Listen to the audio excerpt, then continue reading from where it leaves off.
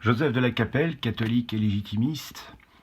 Nous sommes le 24 août 2022, jour de la Saint-Barthélemy.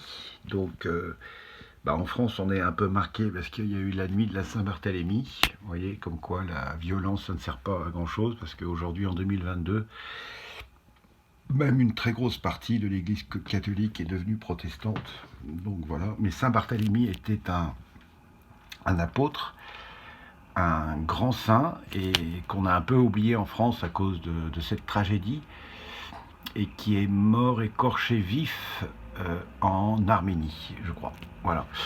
Et donc, je voulais parler aujourd'hui de Daria Dugin, ou Dugina, ça dépend des traductions, la fille d'Alexandre Dugin.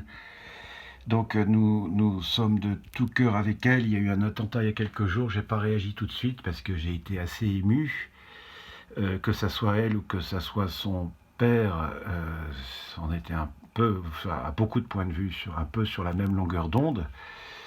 Et donc nous prions bien pour elle, et nous sommes de tout cœur avec sa famille, avec son père. On ne parle pas trop de sa mère, alors je ne sais pas, voilà. Enfin, toute sa famille, en tout cas, nous présentons nos sincères condoléances à toute la famille Dugin et puis à la Russie, parce qu'elle était très appréciée en Russie et un peu partout dans le monde. Donc voilà, je voulais bien présenter mes sincères condoléances à la famille Dugin et à la Sainte Russie. Et donc, que ce soit elle ou que ce soit son père, ils avaient un très grand sens de l'orthodoxie, de la sacralité, contre le monde libéral où l'homme est une marchandise. Et donc, ils étaient à la fois contre la Russie bolchevique, mais aussi contre le libéralisme, le capitalisme libéral qui vient des États-Unis. Et bon, ils n'insistent pas trop là-dessus, mais qui est quand même d'inspiration fortement franc-maçonne, et puis enfin luciférienne en tout cas. Voilà. Donc, Alexandre Dugin, j'aime beaucoup. Il y a des points où j'aimerais parler avec lui, parce qu'il y a des choses, il y a quand même des différences. Puis on est français, et lui il est russe. Donc voilà, mais c'est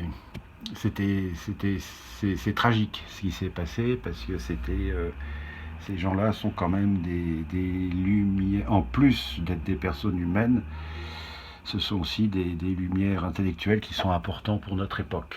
Voilà. À, Donc, à très bientôt à tous.